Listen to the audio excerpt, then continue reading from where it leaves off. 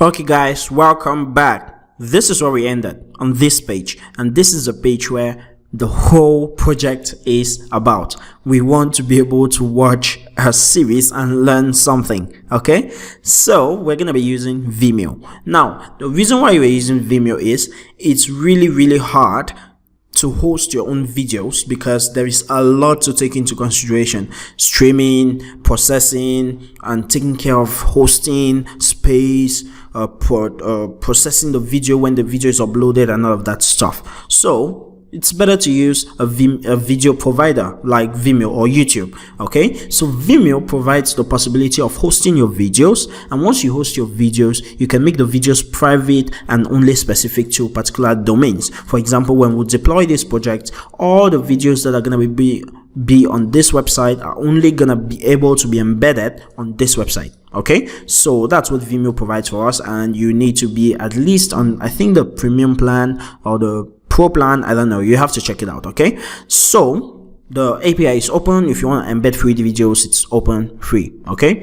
so we're going to be using the video player, and remember, once a video is completed, we need to mark that the user has completed this video, right? So install the player, and I've already installed that. If you check out my history right here, I have npm install save Vimeo player, and it's installed. Then once you install it, let's go ahead and do some Vue.js magic to have that player right here.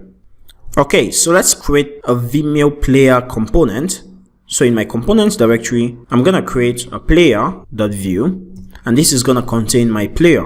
So template, I'm gonna have a script, and for now I'll just put in a div right here. Okay, so let's register that component in my app.js. Right here I'm gonna say view.component, and this is gonna be view player, and would require components player.view.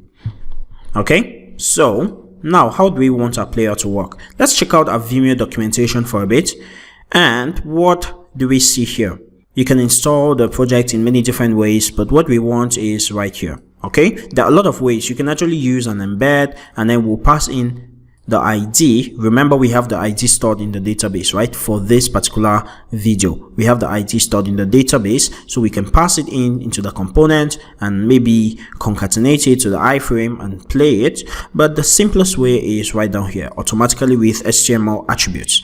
We can have a div, and then we have a data Vimeo ID property or attribute, and then we pass in the video ID into that player, and then specify the width, and then we can give that an ID, and then in our code we simply create a new Vimeo player. I'll show you how this works. Let me copy that line, and in our template I'll paste that in, and what this simply does is, remember Vimeo ID, this is the video ID like we stored in our database, and then we have the ID which we can just leave as handstick.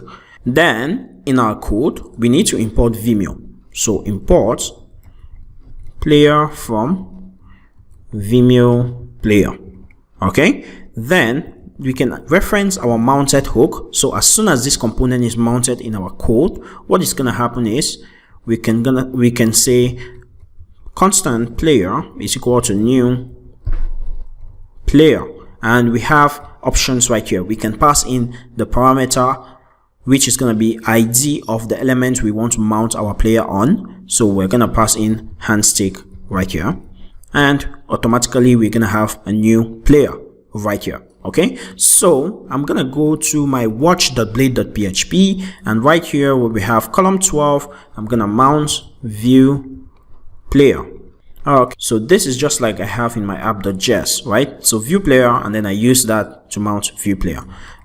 So I have my watcher already running behind the scenes. It's watching everything, and then I'm gonna head over to my browser, inspect, and then a hard refresh, and there we go. We actually have that video embedded automatically because we have our player, right?